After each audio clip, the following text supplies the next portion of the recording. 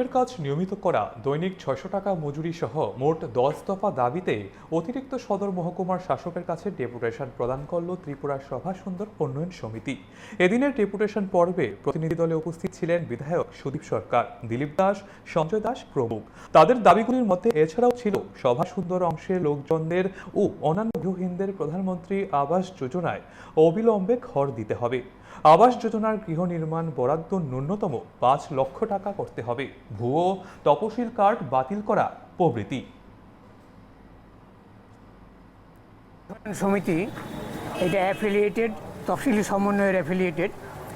আমরা রাজ্যব্যাপী আমরা সিদ্ধান্ত নিয়েছি আমাদের রাজ্য কমিটি যে আমরা জনগণের প্রয়োজনীয় দাবি নিয়ে এবং এলাকার দাবি নিয়ে এবং মানুষের জনজীবনের জরুরি দাবি নিয়ে আমরা সদর এসডিএম, ডিএম, বিডিও সবার কাছে আমরা আমাদের দাবি সনদ আমরা পেশ করব।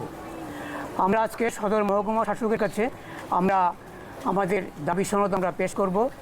আমাদের দাবিগুলোর মধ্যে আছে সদর মহকুমা এলাকায় টুয়েপের কাজ নিয়মিত দিতে হবে এবং দৈনিক হাজিরা ৬০০ টাকা করতে হবে এবং বৎসরে ২০০ দিনের কাজ গরিব মানুষের জন্য এটা চালু করতে হবে।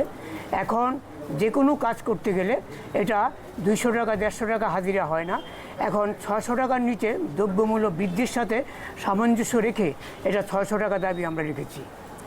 আমাদের দ্বিতীয় দাবির মধ্যে আছে গরিব সবার সুন্দর অংশের লোক যারা এবং অন্য অন্য তফসিলি গরিব অংশের যারা গৃহহীন, যারা বাড়িঘর করতে পারছে না, প্রধানমন্ত্রী আবাস যোজনায় তাদেরকে অবিলম্বে ঘর দিতে হবে এবং এই আবাস যোজনা গৃহ নির্মাণের জন্য কমপক্ষে ৫ লক্ষ টাকা দিতে হবে।